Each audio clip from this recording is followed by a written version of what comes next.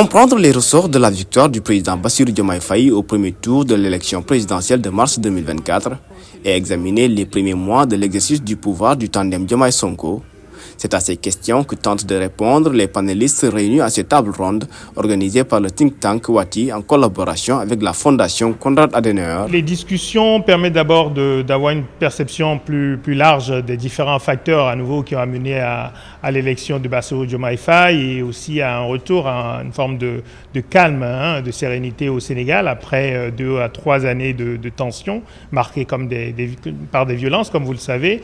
Et je crois que c'est aussi une discussion qui permet surtout de se projeter dans les prochains mois et les prochaines années. L'enjeu immédiat important sur le plan politique, ce sont les élections législatives, bien sûr. C'est donc une table ronde qui tombe à pic à moins de 2 mois des scrutins législatifs. Et pourquoi pas discuter du processus déjà enclenché. On a des recommandations.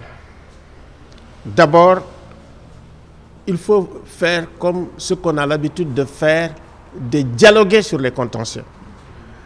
D'avoir un État qui ait vraiment un esprit ouvert sur le dialogue, surtout par rapport, si vous voulez, aux contentieux soulevés par l'opposition. Et d'avoir une opposition aussi qui épuise, je veux dire, les ressources inépuisables du dialogue avant de prendre la rue. Nous n'avons pas besoin de tension en ce moment. Il faut que la transparence et le débat sur la transparence vraiment soit conduite avec beaucoup de responsabilité de la part de l'État et de la part de l'opposition. Ce qu'on entend, c'est qu'ils s'assoient, qu'ils discutent et qu'il n'y ait pas de sujet tabou.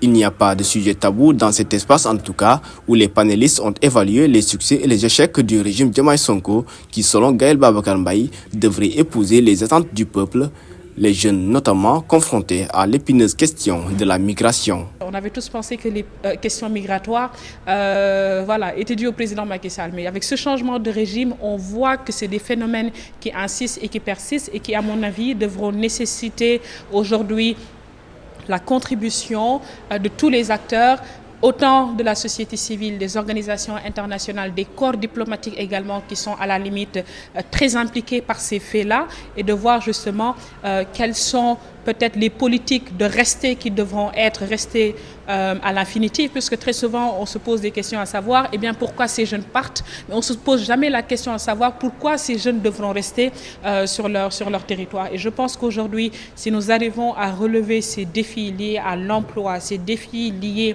à la participation significative des jeunes dans les instances de prise de décision, nous pourrons atteindre nos objectifs. Les tables rondes de Wati sont un espace de discussion dans lequel des experts sont invités à partager leurs analyses dans un cadre modéré et structuré.